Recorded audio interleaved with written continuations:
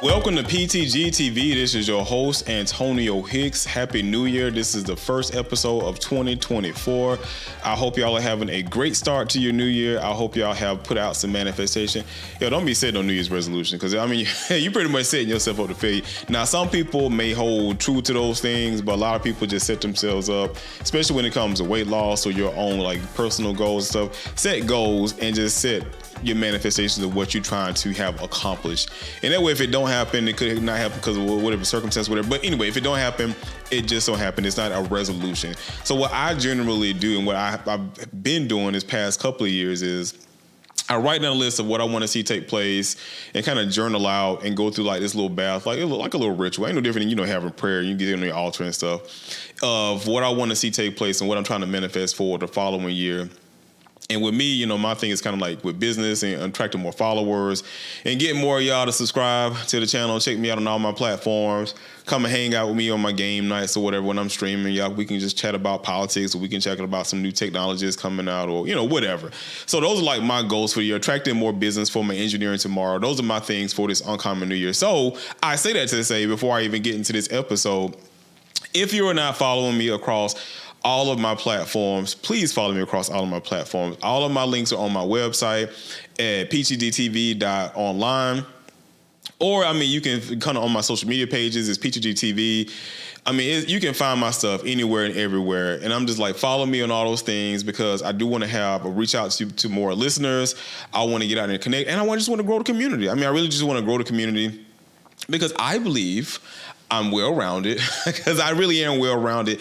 And I think, I speak on a lot of topics, a lot of special topics that affect the community when it comes to technology or when it comes to politics, as I'm getting ready to talk about, because I think the issues I talk about, I have experience in because especially when it comes to tech, I've been doing it for over 20-something years.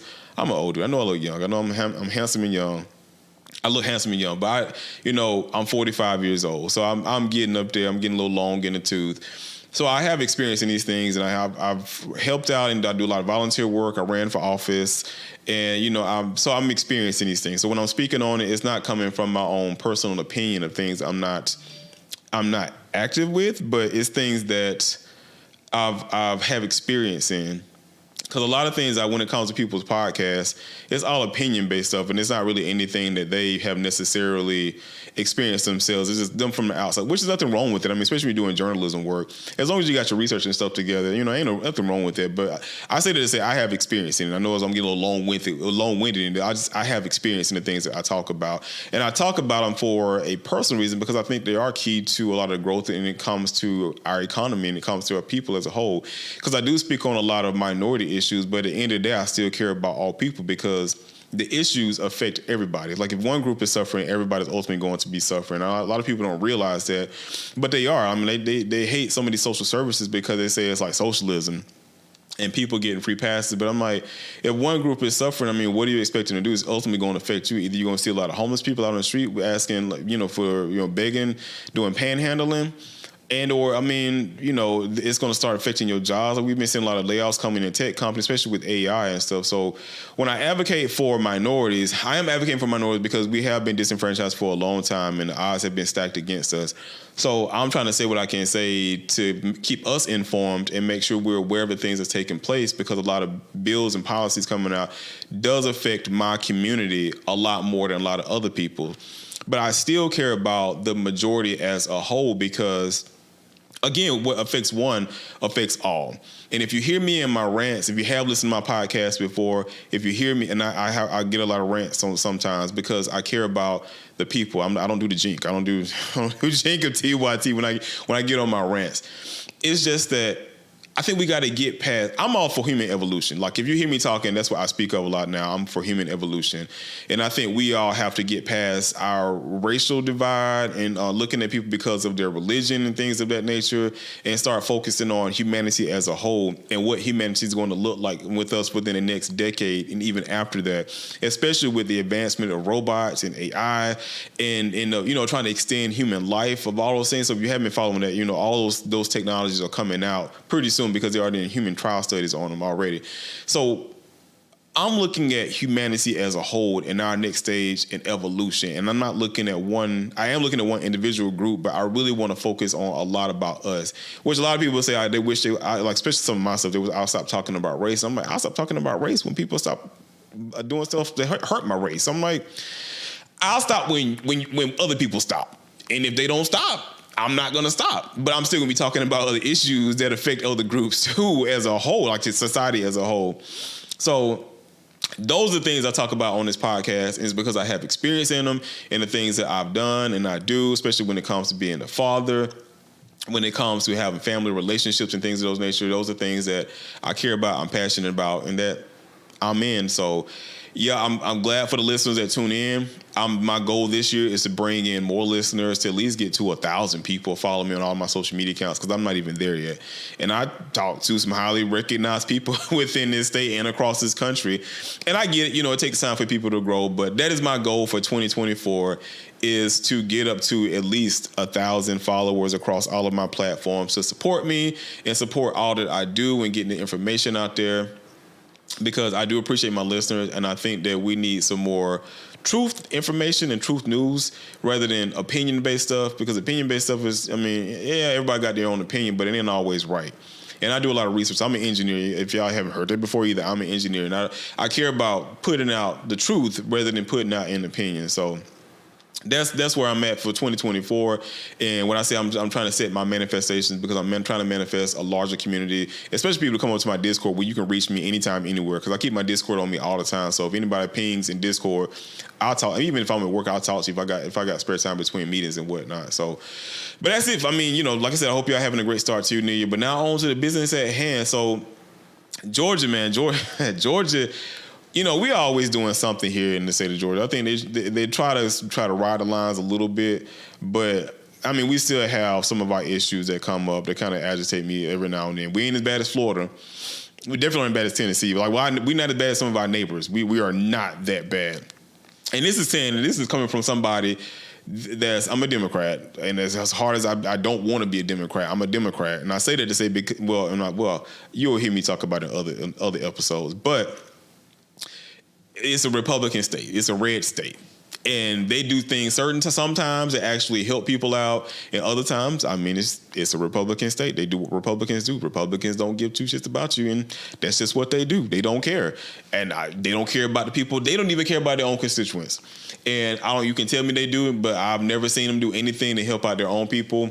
But people are so caught up on party lines that they themselves don't care, because it's where everybody on the Democratic side, they're demons. They don't care about independence. Nobody talks about independence. Nobody talks about Green Party. It's always Democrats or Republicans. They think Democrats are demons, and vice versa. People that think Republicans are all demons. And I don't think that they are. I just think they're misinformed. And I think they've drank the Kool-Aid so much that it's a hard thing to come off of. It's like, you become an alcoholic and you stuck on cigarettes. You don't want to come off of it. And at the end, I can fault them for it. I really do.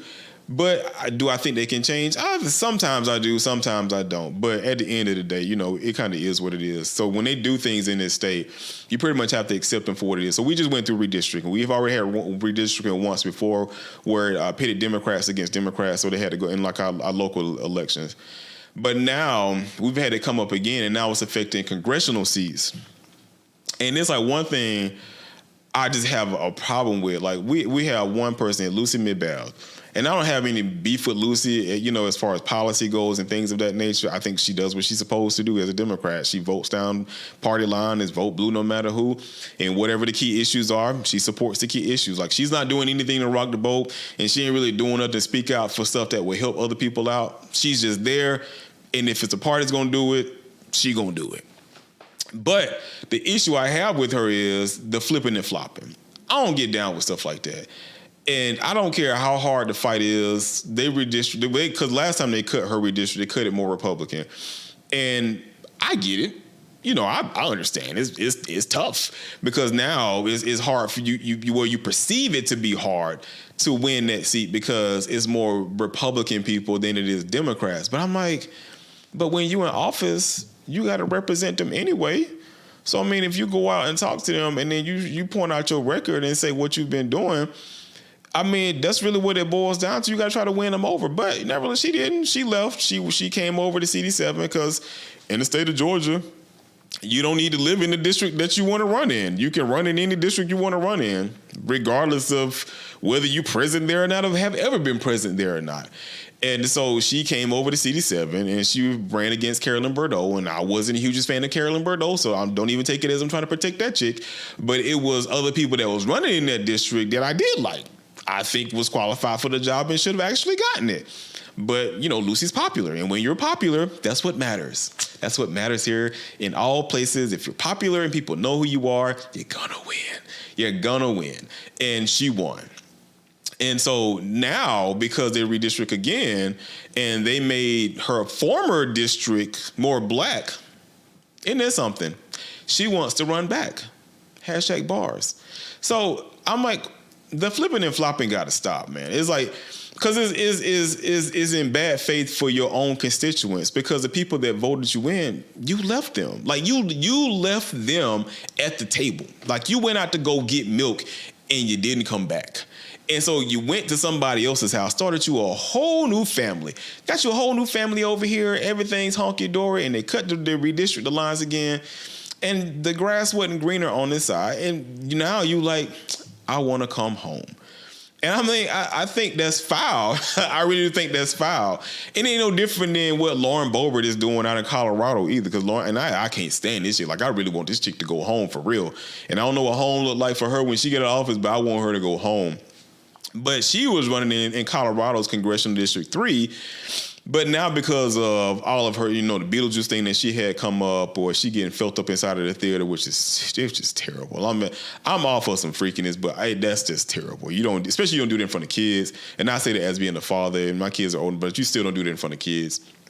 And to do all that, I think she should have just left office right then and there. Especially when you know, putting out there that you just this highly big Christian and stuff.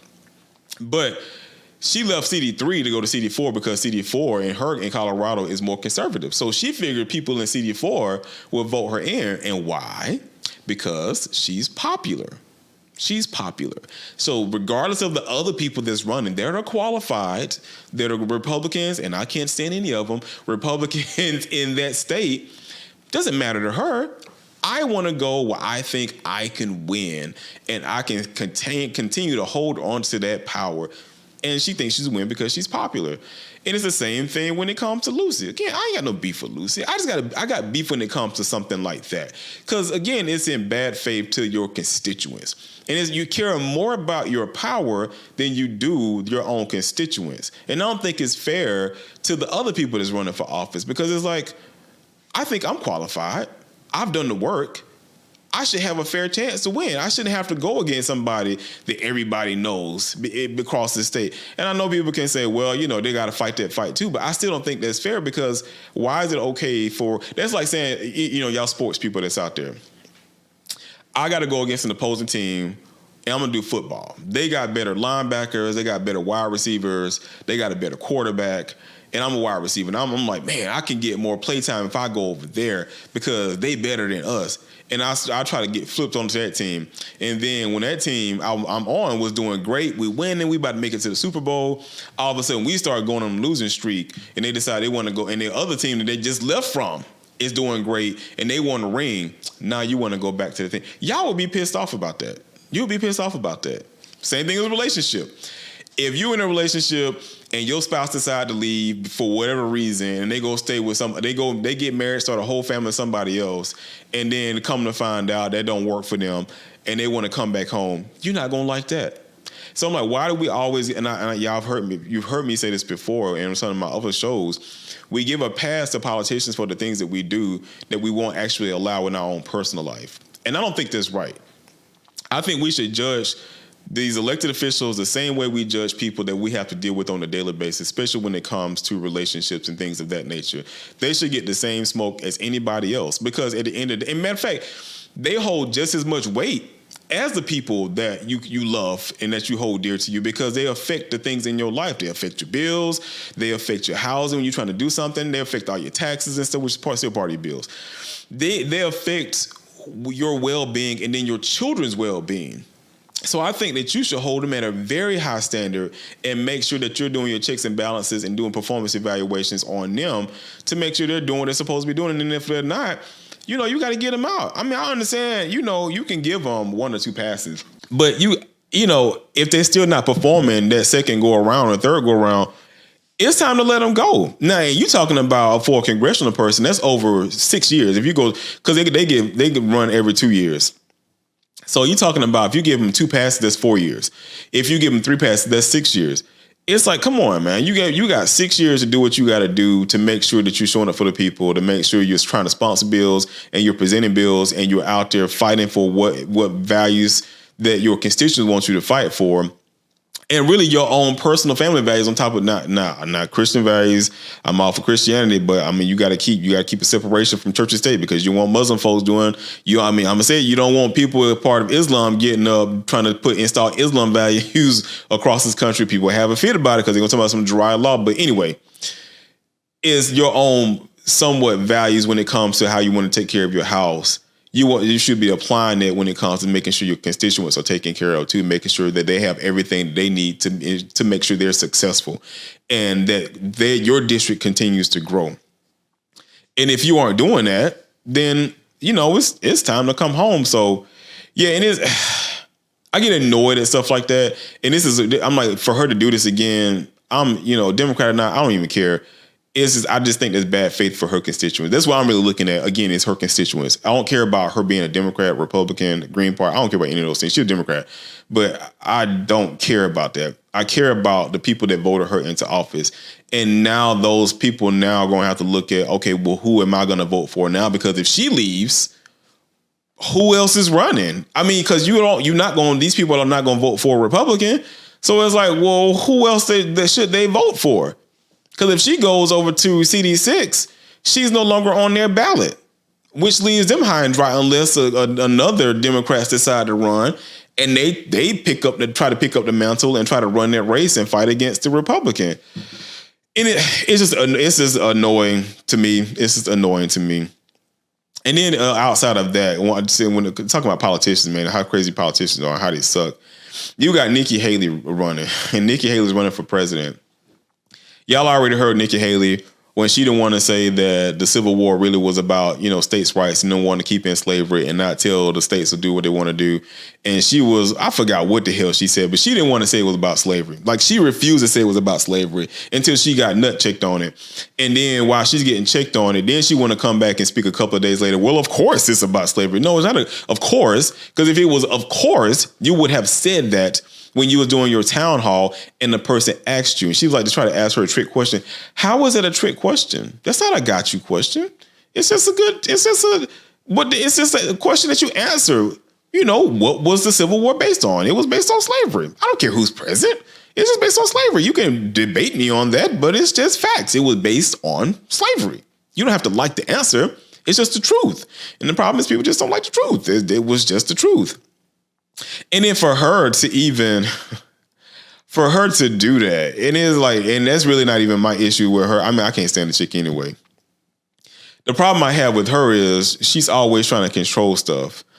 And like, even with his reports coming out now, talking about her trying to rename her husband, because her husband used to be nicknamed Bill. And she said he didn't look like a Bill. Like, he's not a Bill type of person. He's a Michael type of person.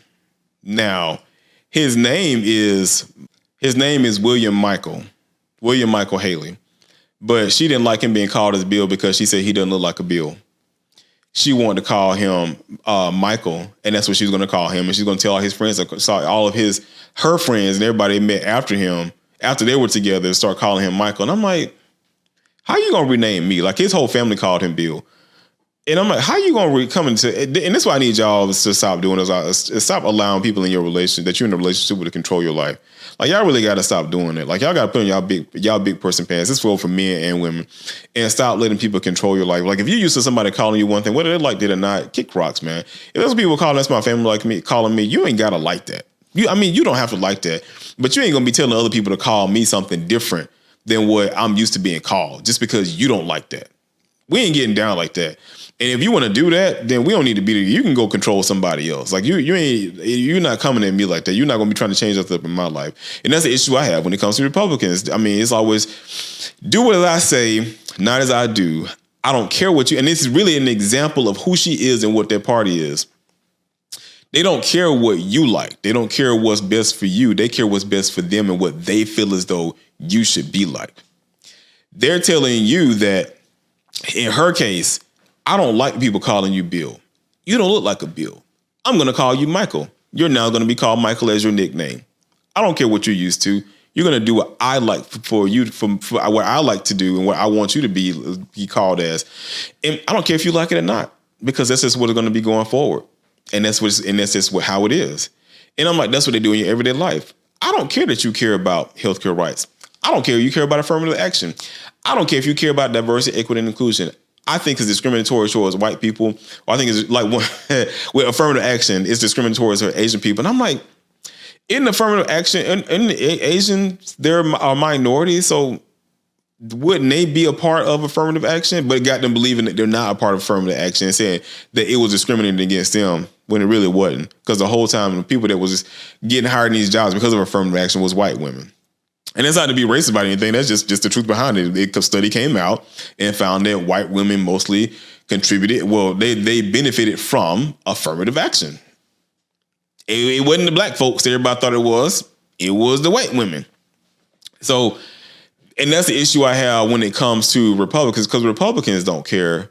And this is not about no party stuff. This is again part of real talking conversation. This segment, they do not care about your health or who you are as a person. They don't care about their own constituents, which baffles me as to why Republican people actually continue to support some of these candidates and these people that's in office. And it's like, because they're not doing anything for you. Like, they're really not doing nothing for you. They're not creating any bills to help benefit you in your own personal life. And if you say they are, yo, send me some bills. Because this is the argument I have with a lot of people when they say, oh, well, y'all Democrats trying to do this. You know, y'all trying to do, this leftist stuff going on. And y'all allowing these pedophiles to be okay. Y'all being okay with, LGBTQ, like influencing and indoctrinating kids and whatnot. And I'm just like, that ain't us. I'm like, that's pretty much who y'all are, but okay. And I'm like, but at the end of, even if you believe that, fine. Okay, even if you believe that, that's cool. What are you doing for your people? Like, really, what are you doing for your people? And that's what the thing they're doing. They got people operating in fear. The fear so much so that they don't pay attention, that they're not doing nothing for them. They're not taking care of again, what I said earlier, they're not taking care of the house. They're not making sure that the people are fed. They're not making sure that people got access to good health care. They're not making sure that these people that go and fight for this country come back to a place that actually care about them and take care of them and help them get transition back into regular society. They don't care. They don't care about taking care of your kids. They say they care about kids and abortions because they want to ban abortion everywhere. But once these kids are born, and some families don't have the means to take care of them, they don't care about programs to help make sure families are taken care of. But they'll give money to other countries. They'll give money to other countries that practice socialist policies and stuff. They'll give money to them all day, every day. But they'll tell you that you can't get that because we're not about giving things out. You got to pull yourself up by the bootstrap. And so, like, even more recently, like some of these policies they've been passing now is like they're doing something to affect the community overall. Some of this stuff is like coming when it comes to racial inequalities, but a lot of it really focuses on, it does focus on racial inequality, but it's still affecting everybody. Like, they're opposing certain bills that's coming up. The House Appropriation Bill, which prohibited the use of federal dollars to carry out an executive order by President Biden that aims to close racial gaps in wages, lending opportunities, access to higher education and other areas. So they're opposing that. They want to get rid of it. They was like, we ain't got time for that no more. Those are COVID-19 era bills. We need to get rid of that. It's time to move on to something else. And I'm like, why? Why? And it's like the whole purpose behind what he was doing is to help guard against AI tilting members of minority groups and housing programs and making stuff out of favor for them. when it comes to gun issues. We know we talk about gun rights all day, every day, and not on this channel, but we do talk about gun rights, and nobody really want to address any gun issues. And they're talking about gun issues are strict enough already. And I'm like, no, not really. And I'm a gun owner. Like, I'm a Second Amendment person. I'm all for my gun rights. And I'm not for, taking away my ARs, none of this stuff. I have ARs. I'm not for anybody taking those things away. But I am against people that have had multiple cases of domestic violence brought against them. They've been locked up for it. I don't think they should have access to a weapon. I don't. If you want to defend yourself, since you're so used to hitting on women and stuff, or vice versa, women hitting on men, use your hands. Since your hands can talk and your hands can handle the streets, and they want to handle you, use your hands to defend yourself against regular people and or a knife. You can use a knife too, or a weapon or whatever. You just won't have access to a gun. Now, does it stop them from getting one? No, it doesn't. But it makes it illegal, right? That's my only concern is. So I do think we can have stricter gun laws. I really do believe that. They're opposed to education stuff. And I'm still trying to understand this. If we're falling behind in education across when it comes to measuring with other countries, why are you cutting education here? Like, why is it the first thing to get cut? They cut funding for education. So they're opposed to funding for low-income colleges, students for under like the Pell Grant program. Now it's talking about how it's affecting black undergraduates and how black people are like the majority ones that apply for Pell Grants, but white people still apply for Pell Grants. And so does Hispanics, and so does, the Asian community and stuff. So it's like everybody gets Pell Grants, but of course the highest recipients of it are black Americans or black students. But everybody's still trying to get their money because nobody wants to pay for college if they don't come from a wealthy household. So they want to do everything they can to offset some of that cost to where they're not paying a ton of money out of their pocket.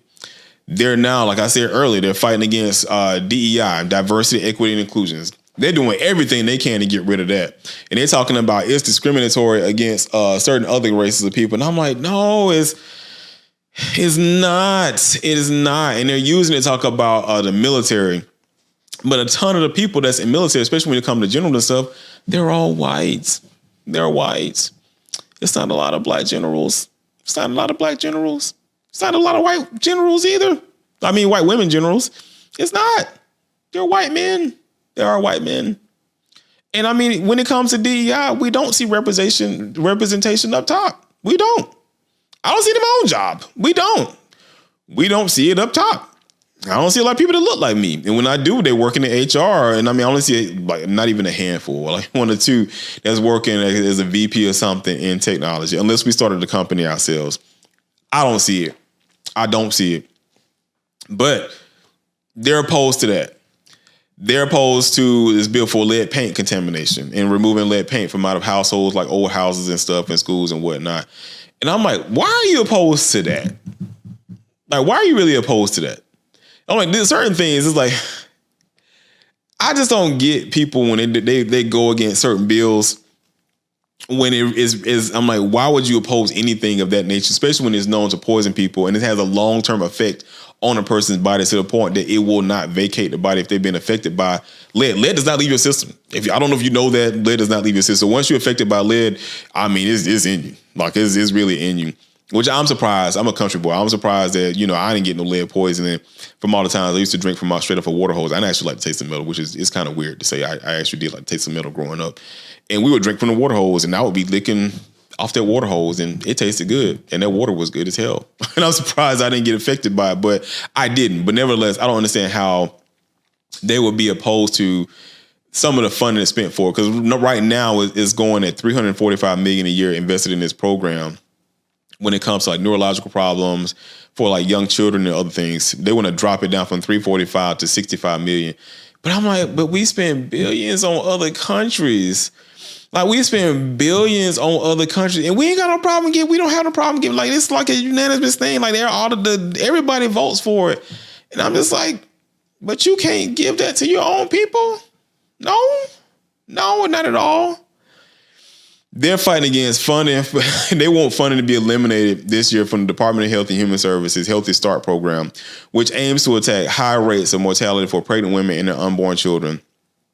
So it says around 60% of women participating in this program are Black, according to a 2020 analysis done for the department by ABT Associates.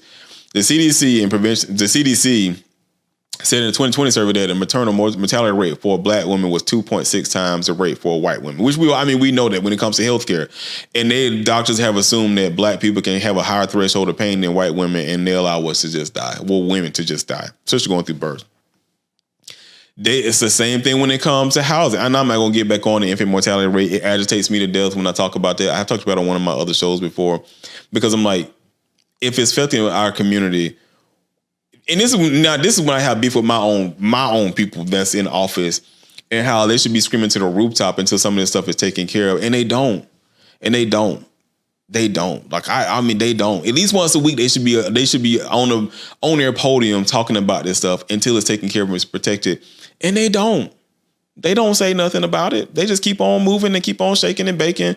And they'll come knock on your door and say, "I need your vote again." They don't say nothing, and everybody's cool with that. I don't understand. My people too in the community. I don't understand why everybody okay with that, but it is what it is. That's why I said we got to start doing better when it comes to holding these people accountable.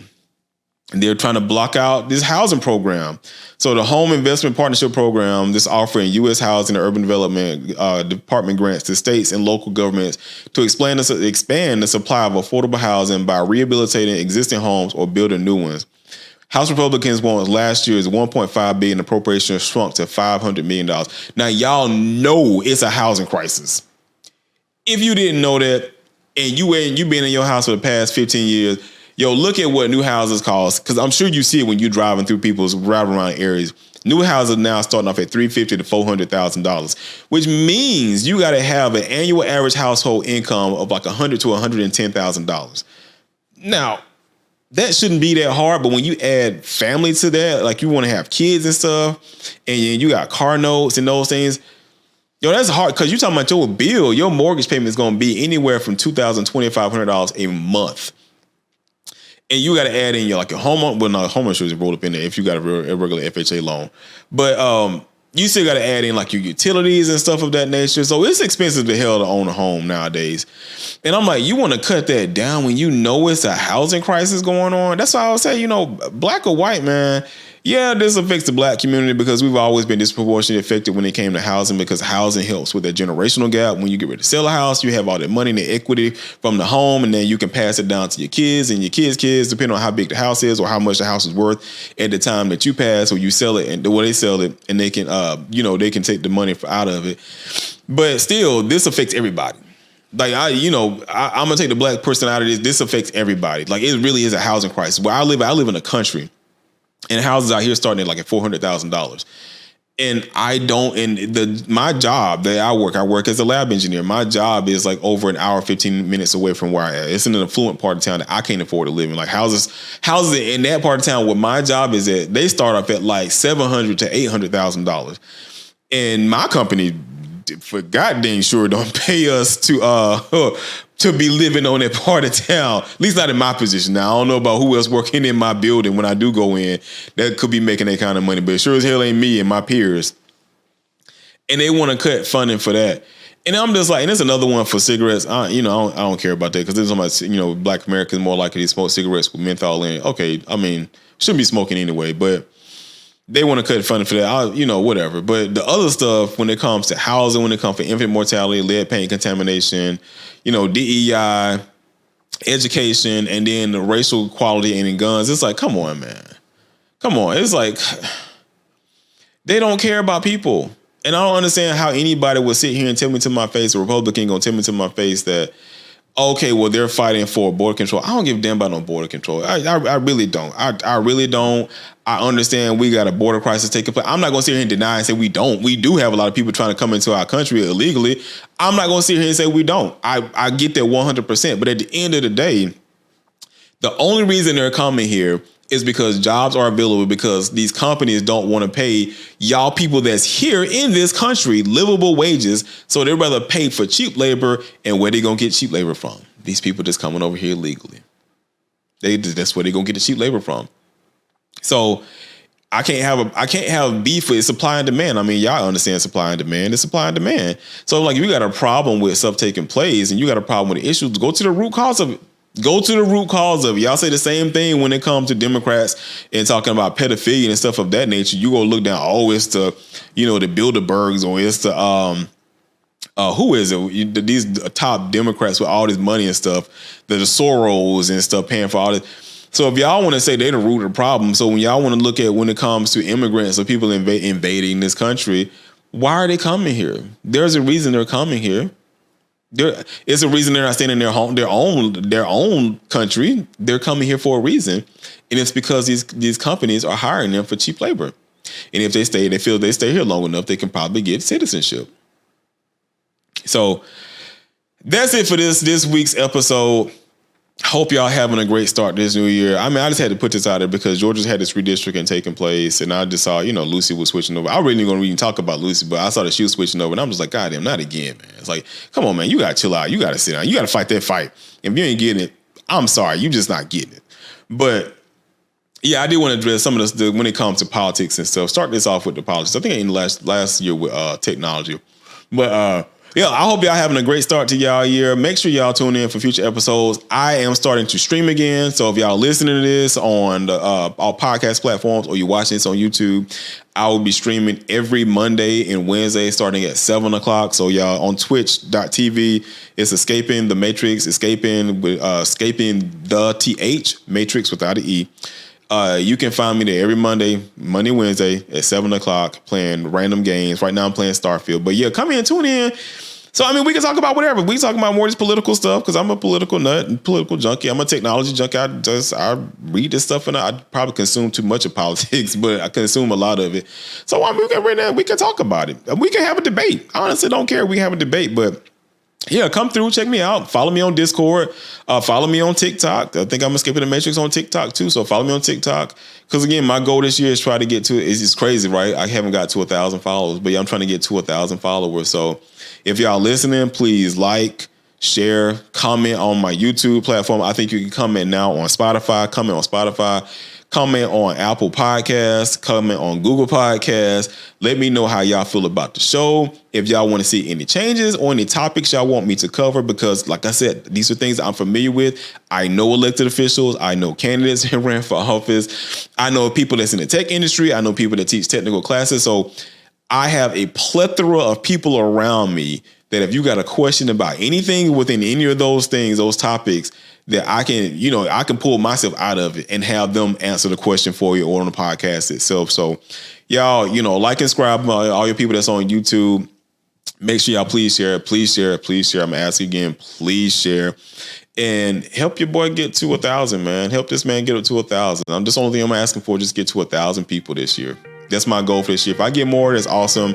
I'll take the blessing, but my goal is try to get to 1,000 at the end of this year across all of my platforms, on all of my social media platforms and on YouTube, and just get to an average listening of like 50 people average listening every single day. So hope y'all are doing safe. Hope y'all trying to manifest y'all stuff for the new year. Love y'all. Be safe in the streets. ETGTV. Peace out.